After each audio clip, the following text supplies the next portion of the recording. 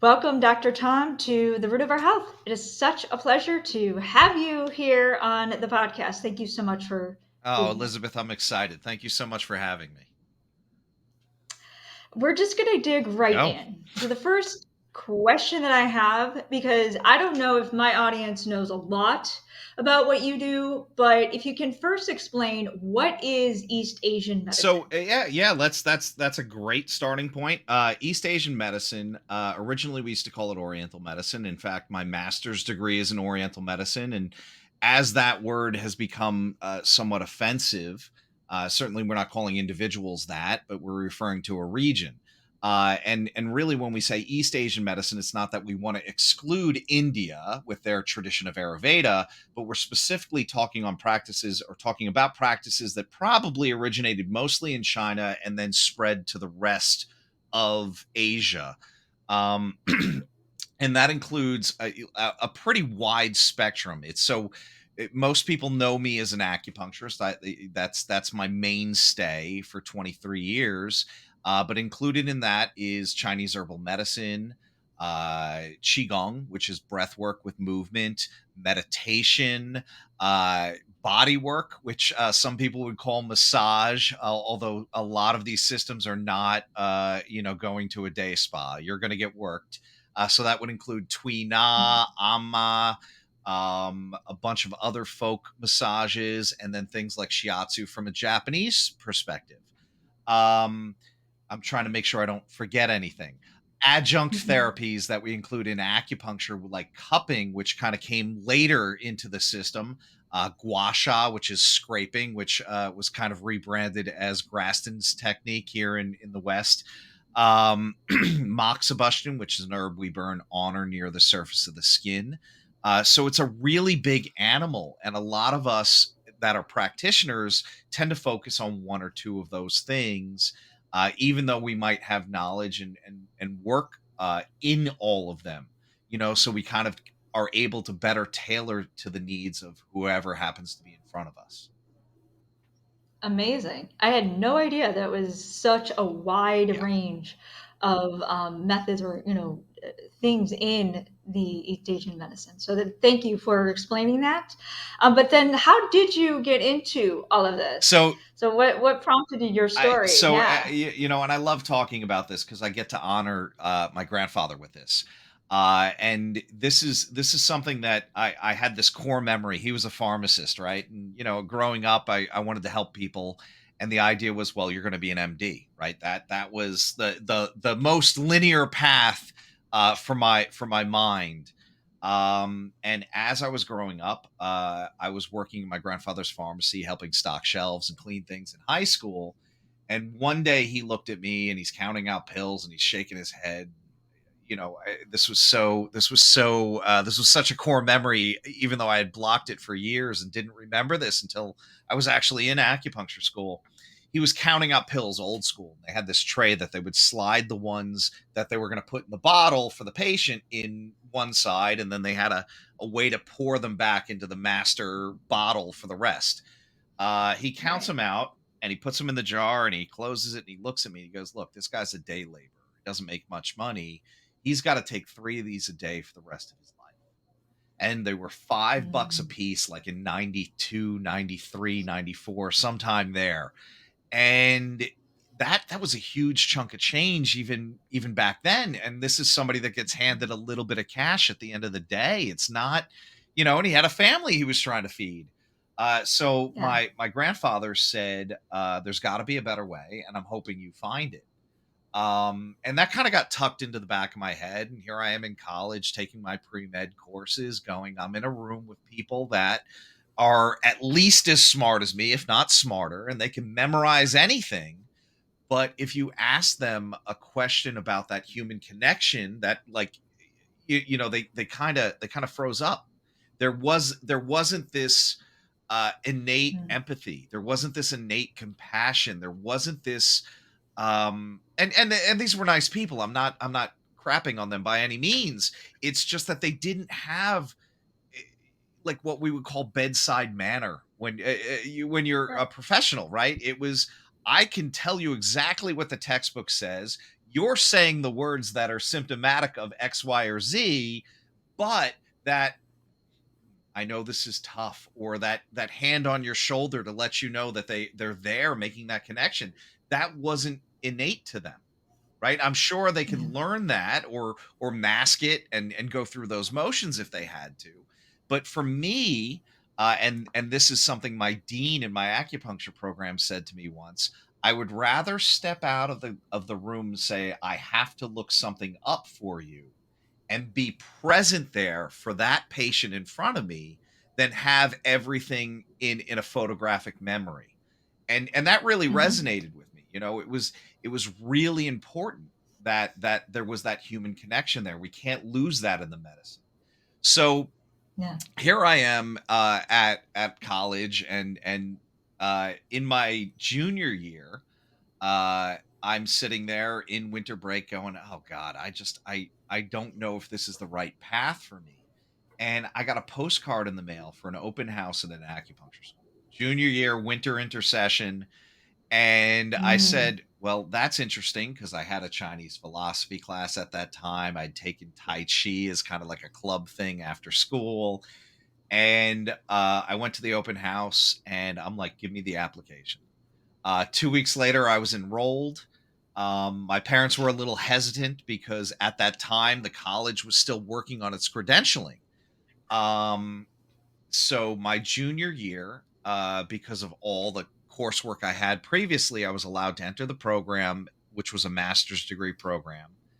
And I was carrying, I think, 32 credits that second semester junior year. Half of them were for the graduate Mm. program, half of them were still my undergrad with pre med. And once the accreditation went through for the master's degree, they also gave me a bachelor's in professional health science. And it's like, well, I can skip my senior year. So, Yeah. I kind of never looked back. I loved it so much. I loved the schooling. I loved the philosophy. I loved the fact that even though it was looked at as like less scientific, there's actually more studies on acupuncture than there is on, and this is not a shot at physical therapists or chiropractors, but we have more systematic Right. reviews in the Cochrane database than PT and chiropractic put together. Right. So like, Wow. and a lot of those originally were like attempting to discredit Chinese medicine, and they went, oh no, this is actually Right. working. They're Yeah. doing the thing they said they're doing. And for Right. me now, my thrill and the doctorate, like, they didn't offer that. That wasn't a thing when I first started. So it took me 18 years before there was a course that I could actually take that fit into, Wow. like, now I'm running a clinic and I can't be taking 2 years off to go do this doctorate.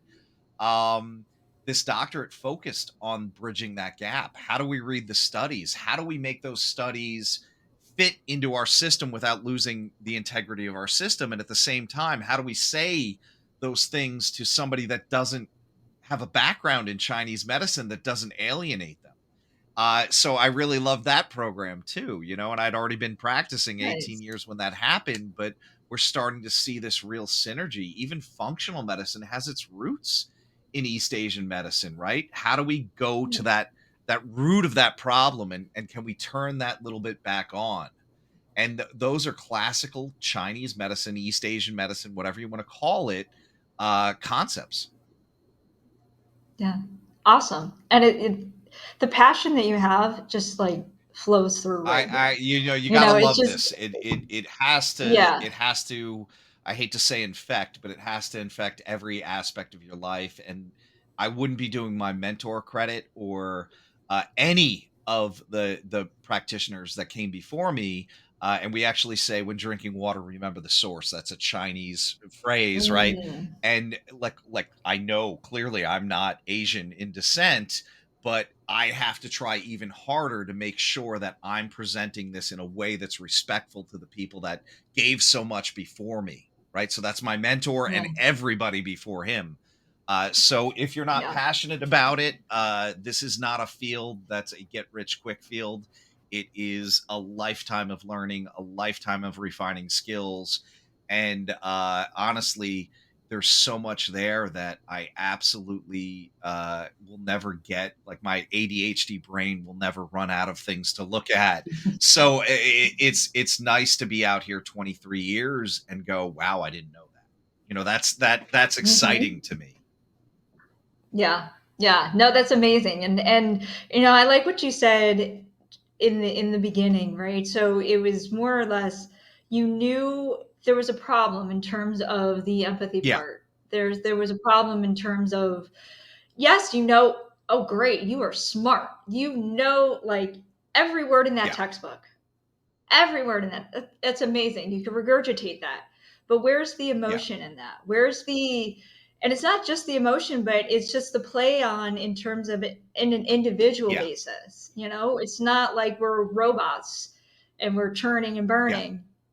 We need that Well, empathy there. one of my favorite Okinawan expressions, literally translates is as half doctor, half shaman. I actually have it tattooed on my arm. We have a giant wall Nice. scroll from a very amazing calligrapher out of Canada, who did actually the design for the tattoo, but also the scroll.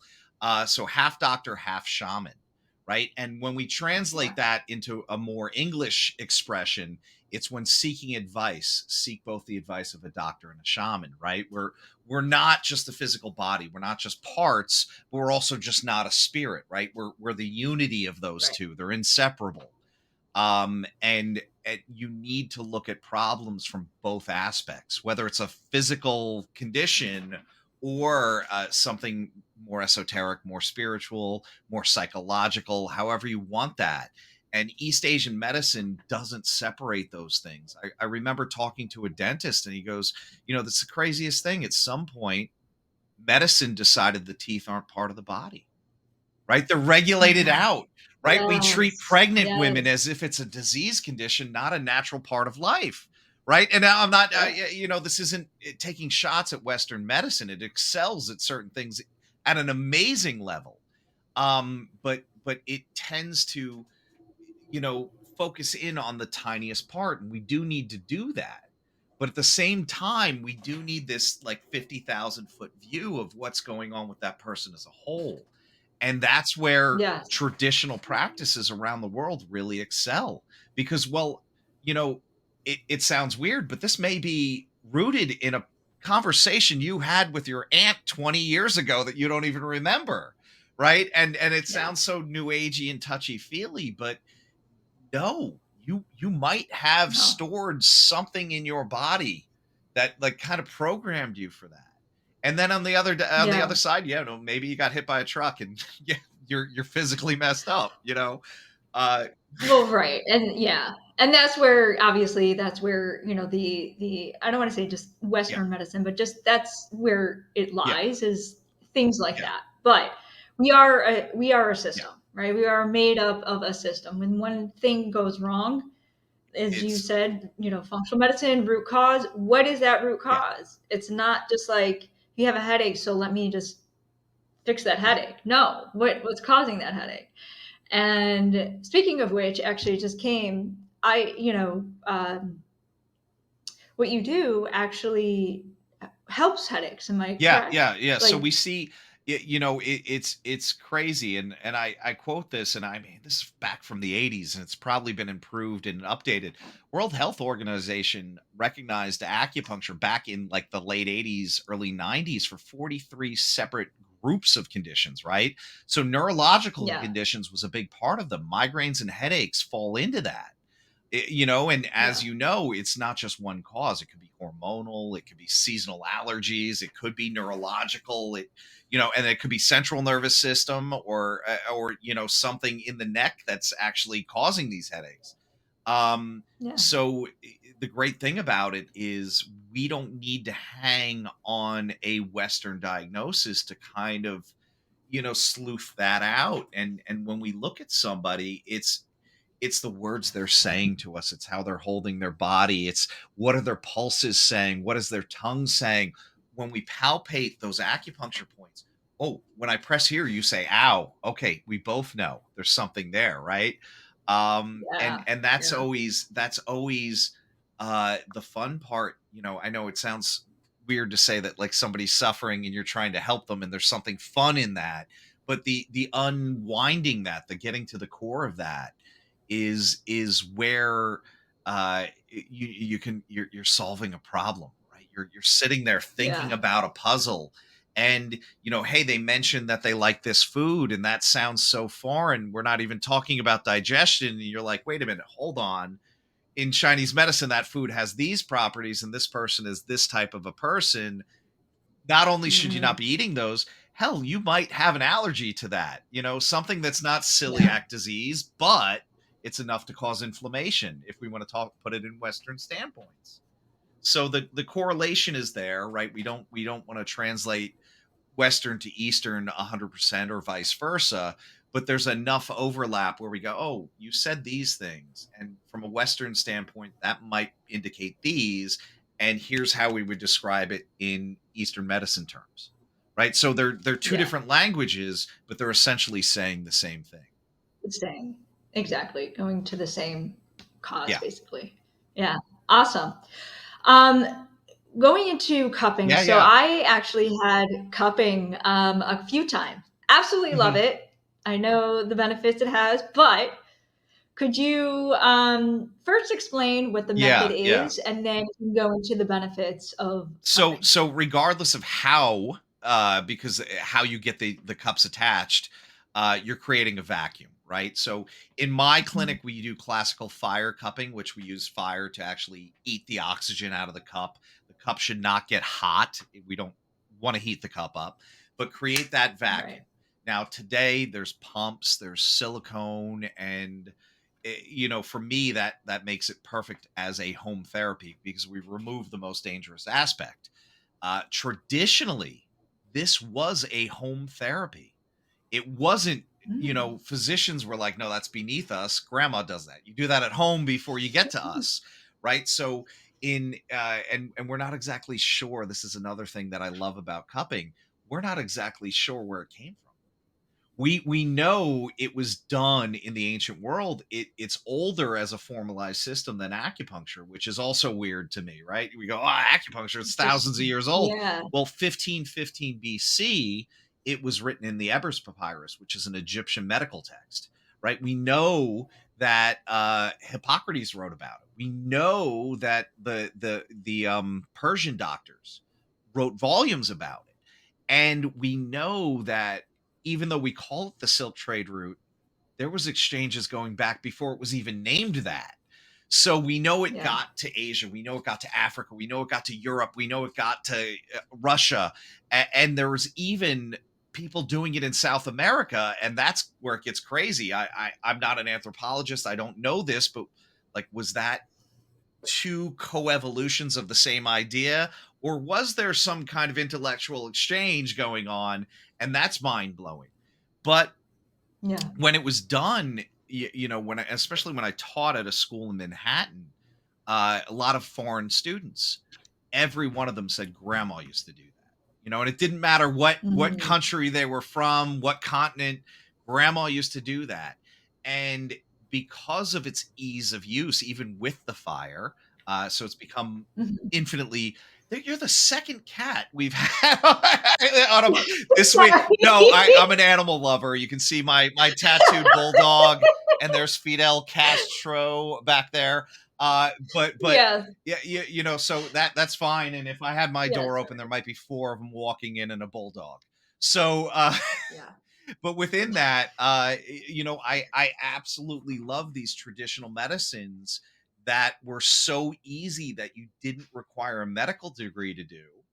And I Yeah. feel like handing that knowledge back to families, putting that back into the households really would improve people's health overall, right? There's a limit to what it can do, but if I can help Right. you with the minor aches and pains or chest congestion, or help you get over a cold, or help you with some digestive stuff, and you don't have to leave your house, and you could read, I think it's 120 pages of text. It's meant to be super accessible, not a high level, hey, I need a medical degree to read this. But what would your Mhm. grandmother have told you if she taught you this? That was really what I was Yeah. striving for, and it just seemed so natural to give that back, right? It was in the even in American history, in American movies, right? Godfather Part Two, Zorba the Greek. There was a Roman Polanski movie that after I wrote the book, somebody said, "Oh yeah, that was 1965," and it was about vampires. And there's a cupping scene in that. It's like, well, thank God you were alive during that time because that was a bit before me, and I didn't know that, but Didn't know. Yeah. it's amazing that and that really spoke to immigrants specifically in the U.S. Right? Like, oh, grandma does that. You know, Yeah. but within that, to be able to return stuff, and look, you pay for cups that are silicone or plastic, you clean them the right way, they're going to last forever. You pay for the book, you read it in an afternoon, and hopefully you've assimilated that knowledge. And now we've removed one of the biggest barriers to healthcare, which is cost. Right? There's an initial outlay, but you can do this on friends and family. You can show friends and family how to do it. I want the knowledge shared. Every time we add a zero to the end of anything medical, we exponentially cut out the amount of people that can get access to that. Yeah. So to kind of reverse engineer it and go, this is things that come from all of our histories, to try and make it as affordable as possible, and show somebody that has modern evidence that yes, this does what we say it does, and have it be safe. It really hits that sweet spot of evidence-based medicine. And I Yeah. just want people to take better care of themselves. And I could run myself ragged in my clinic trying to treat as many people as possible, or I could share the knowledge. Cool. I had no idea that you can do it at Oh home. yeah. I had no I idea. mean, I was, if you go on Amazon right now and search cupping sets, you will find things for under mm, 20 bucks. And they're so prevalent. Like, I know I wrote a book on it, but this is how technical it has to be. These are silicone cups. I love these. These are yeah. probably my favorite. I don't play favorites in the book. I talk about the different systems. I talk about the pros and the cons. But to get this to adhere is really, you put it where you think it should go, and you press it down, and Yeah. then you have a suction. Now, this one I like because it Right. has a handle, so if you put oil down, you can do some sliding up and down the muscle too. But it should be intuitive. It should be like, where do you think it should go? And we give you examples of, like, here's for chest congestion, here's for neck and shoulder pain, here's for low back pain. But it's a little bit more horseshoes and hand grenades. We can just take it wherever it feels like it should go. Can you go into a little bit more of in depth of how that How that does, like works? Yeah. what the Yeah. yeah, because I mean you think, okay, I'm sucking so what's Okay. going on So underneath? so if we look at it, and I'll talk as Western as I can right now. We Right. create this vacuum, we put the cup over that tissue. Now what happens is the skin gets pulled up into that cup. That's the vacuum. For to Mm, keep it as brass tacks as possible, you're creating a hickey. You're right. right. So we Right. pull the skin up, we create a little void. We pull the fascia also gets pulled up, or we create another void. And we know that, like, a lot of pain, a lot of tightness, a lot of those little gritty bits in the fascia can cause musculoskeletal pain as much as muscle knots. So now, because Mm, we're a closed system and we've created some space between the skin and the fascia and the muscle. We have a closed system, so that the blood that's sitting in that tissue at that moment gets pulled into that. Now, chances are, if you have tightness in those muscles, if you have tightness in that fascia, the circulation isn't as good as it should be. And that could be from inflammatory processes, not moving your body enough, moving your body too much, cytokines, lactic acid. We could throw a bunch of different terms, but something's tight there. right. When we pull that blood to the surface, not only are we creating fresh blood being drawn in, and studies show up to 6 inches into the body, right? So that's pretty deep on most people. Um, Yeah. but within that, we're increasing the circulation of fresh blood in, and we've pulled that older stagnant blood to the surface. A byproduct of that is rupturing those capillaries at the surface of the skin. But creating this void and allowing fresh blood to come in, we've kind of like given the body a little bit more room to move, but we're also pulling fresh blood Yeah. with oxygen and nutrients in to help repair that tissue and relax muscle tightness. Now, that bruise itself actually has a longer term healing effect because now my body has to keep sending blood to that area at a less intense rate as when the cup is on, but to kind of clean up the broken down blood vessels and to get that old blood out of that tissue, right? It's sitting in that interstitial space. So your body is constantly bathing that probably for a week or so after at a less, intense effect than the initial cupping session. Interesting. Yeah, I always wondered why it was like staying on for 5 or 6 days. I mean, I know a lot of times when you get a bruise, It takes a while to it's break there down. for Yeah. long. It takes a while, right? But it was just it's good. Thank you for explaining all of that because I wondered too. I'm like, well, what's really happening Yeah. underneath Yeah. that's doing because I get it mainly for pain, not pain really, but I Yeah. exercise a lot, so it's really good like lower back, Post-workout upper recovery back, or things something like like that. that. Yeah. Right, right. So cool. So what, in your opinion, is the best method for managing So, stress? We're talking about stress you know, now. I there's so many hacks. And I don't wanna call them Hmm. hacks because they're all evidence-based. Um, there's an expression, "Never ask a barber if you need a haircut." I'm first and foremost an acupuncturist. A lot of these hands-on modalities, whether it's massage, cupping, gua sha, all play with the autonomic nervous system, right? If we look at them objectively from a Western standpoint, the idea is, autonomic nervous system has two modes, right? Sympathetic, which is fight or flight, and rest and Hmm. digest, which is parasympathetic. And guess which one anyone in a modern civilized quote unquote society is in all the time? It's fight or flight, right? And we can call it Right. adrenal fatigue. We can call it HPA axis imbalance. We can call it just being stressed out. Doesn't matter. What ends up happening is we get vasoconstriction, we get tighter. We're more worried about either defending off something, fighting back, or running than we are about Yeah. having those normal functions. And our brain is not really good at differentiating those things, right? So our amygdala, that fear center, especially the left part of that amygdala, is going, "Oh my God, is that a snake or a stick?" Right? And everything becomes a snake after a Yeah. while, especially if we're not given that chance to go, "Okay, no, cool, it's a stick. Let's calm down." So when we do acupuncture, when we get a massage, when we do cupping, there's this kind of window. So we're doing something very physical, but we're increasing circulation. And our autonomic nervous system sees one sign of relaxation, which is vasodilation and increased circulation, and it goes, "Oh, we must be relaxed." But this is the same reason why Hmm. breath work works, right? I'm going to slow down Hmm. and control my breathing, right? I'm going to extend my exhale. Well, that's a sign of autonomic balance, right? That's going back to the parasympathetic, the rest and digest. So our brain goes, "Well, I'm breathing slower, so I must be relaxed." All right. So now all of those things that come with that regulation of neurotransmitters, increased digestion by increased blood flow to the intestines, slower heart rate, slower, deeper breathing, right? That all starts to fall into place. And our brain goes, "Oh, we're relaxed again."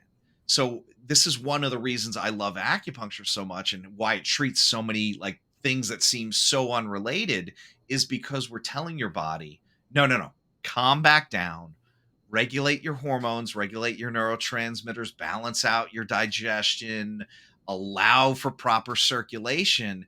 And all of those are repeated signals to like calm down.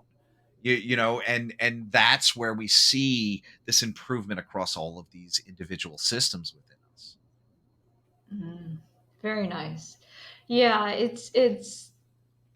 yeah, it's whatever tool or method that you could do at this Yeah, point. And actually, it kind of brings up a question. You probably touched on it a little that's fine. bit by saying Yeah. acupuncture, but if there's one thing, one method that you could tell everybody or my audience to do, what would At that home be? we're talking, right? Um Yeah. Yeah. Yes. Hands down, and I joke that I've been trying to meditate since 1994. I'm almost at 2,000 days consecutively. I think today was number Nice. 1991 or 92.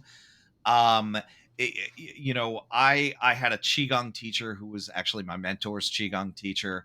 And Nice. of all the qigong sets that he taught, there was probably about six that he really wanted people to do. He said, and this is perfectly broken Chinese English, was you might be meditate that most important thing. And he would just say that. He said, hey, Sifu, what happens if I don't have time to meditate? He goes, oh, you might be meditating. Like that was it. No, you got it. That above Mm, all else, do that, right? Because that's going to help you regulate. And it's not a quick fix. It's not. I'm going to sit there in the middle of traffic, take a couple of deep breaths, and everything's going to be cool. It is a small, mhm. consistent practice that leads to big results. I would be completely unchained right now if I did not have almost 5 years of daily meditation behind me. Why? Because look, as much as sometimes practitioners are looked at like, oh, we're supposed to be the ones holding it all. No, there's a crazy dumpster fire in my head too. So to be able to take that 5 to 10 minutes a day, and it doesn't have to be long, it needs to be consistent to just sit there and breathe. And those thoughts are going to come up. You just kind of let them go. It's all right. Don't beat yourself up. That is where you're going to see the best long-term benefits. And that's going to keep your body healthier too. Amazing, because that was the first thing that was in my mind Yeah. too. I meditate, every morning, and it's like you, if I didn't, I'd probably be off the Yeah. rails. I'm stressed. I seem to have a lot of stress, and I wouldn't say anxiety, but just a lot of high Yeah. stress. And that helps. Obviously, we talk about HPA access, things like that. But meditation, I literally, it's that and breath work. Those two things I tell all my clients. If you can start anywhere, start there. And if you think that you can't meditate, you Yeah. can. Because a lot of people think, oh my gosh, I have to clear my mind.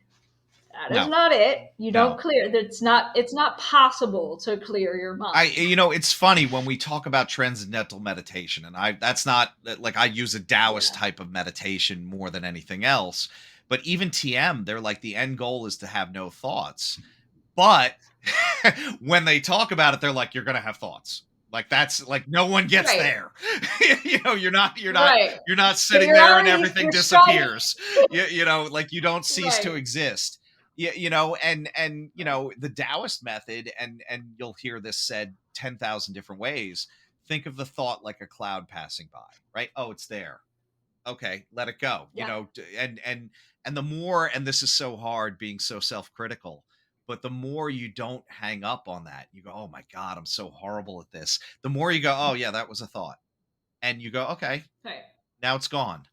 Then Yeah. that's where you slowly have, and like, seriously, it's a meditation practice. Why? Because you're not going to get it right. And some days you're going to be like, God damn it, I did 2 minutes and it was horrible. And then other days you're going to go, that was 20 minutes. And it's and that's where you're tender with yourself and going, yeah, I'm human and I'm a work to in progress too. And hopefully you come out better Yeah. than you were, especially when you go through those rougher meditations. Yeah. Yeah. Yes. 100%. 100% all around.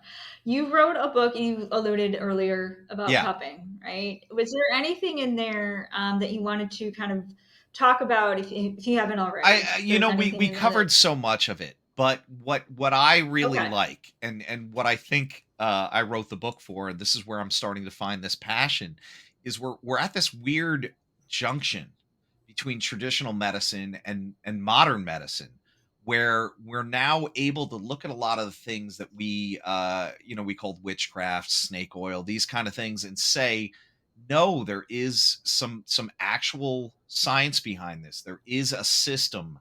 There is. So when we have something like cupping, and there's a bunch of other stuff, and it's not only from one tradition or one origin. um these traditional medicines have a lot of value. And even if we're talking about something like, we'll dress up like affirmations and stuff like that and say, oh, that's all BS. But neuro linguistic programming, no, there's something to that, right? So for Yeah. me, y- you know let's re-explore these traditional practices, whether they're from shaman or witch doctors, and look at them with fresh eyes, and look at them with like an open mind. No, that's old, so it's got to be bullshit, right? And Yeah. I'm sorry, I didn't even ask if I could curse on the show. No, no, no, it's All fine. right. No, yes. Uh, It's all um, good. Please but do. but with I do as but well. within that, how do we take that good and preserve its tradition, keep it alive and breathing, and allow it to be expressed without appropriation or colonizing it, and really be able to take that and have that human part of it still alive and healthy, and when appropriate, have it as part of your daily practice.